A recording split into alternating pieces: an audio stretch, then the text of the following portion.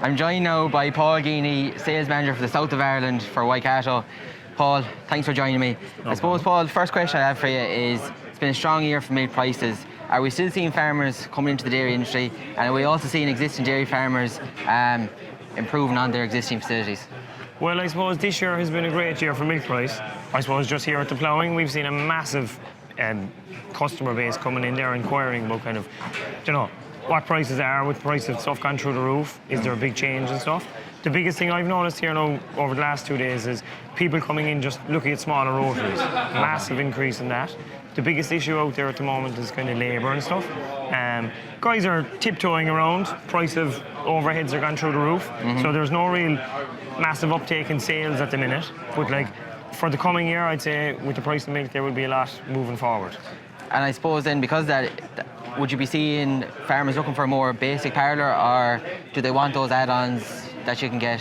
Well, I suppose, to be honest, though, the biggest issue at the moment out there is, let's say, the shortage of labour. But the shortage of skilled labour is definitely becoming a massive issue.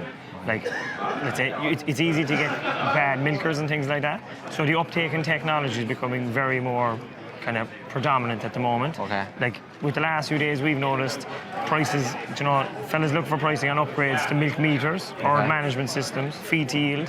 Guys kind of want to know what their cows are doing if they're off farm themselves. Yeah. Some of these guys are coming in, like before we would have seen the only customers out there for the larger projects would have been, we'll say, commercial farmers, 2 or 3 herds.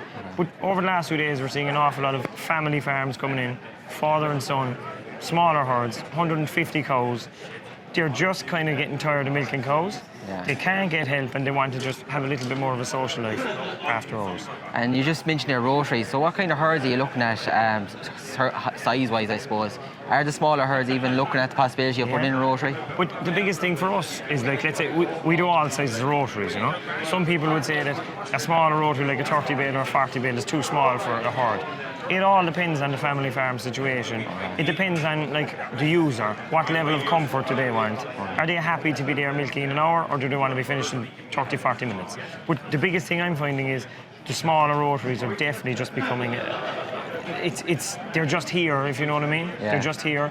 Guys are just... The walking is a big issue for an awful lot of farmers. And cows standing around for too long in yards and stuff is becoming an issue. And what size rotary are we talking about for those small farms? Really, to be honest with you, the most common one out there at the moment in Ireland for us would be a 50 bale. But we're selling probably predominantly now kind of 44 bale rotaries. We're seeing a lot of 30 bales moving. Yeah.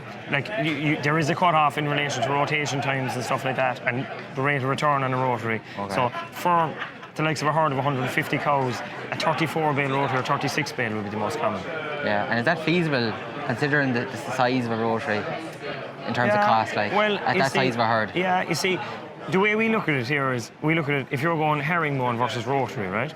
Like, fair enough, you'll have an existing building maybe that might suit a herringbone. But on the rotary side of it, if you want the same level of comfort with the herringbone versus rotary, you would have to up-spec that herringbone with maybe sequential baling, feed to yield, maybe a bit of technology just to make it more suitable for the farmer.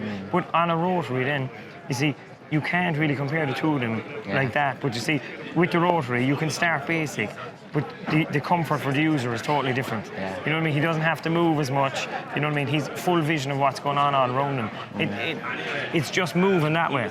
And I suppose the beauty of it is that you can get that basic parlour and you can upgrade, can't you, gradually? Yeah, if you want. Yeah, that's the beauty. It depends. Like, most of the guys out there at the moment, they will always price the top spec rotary.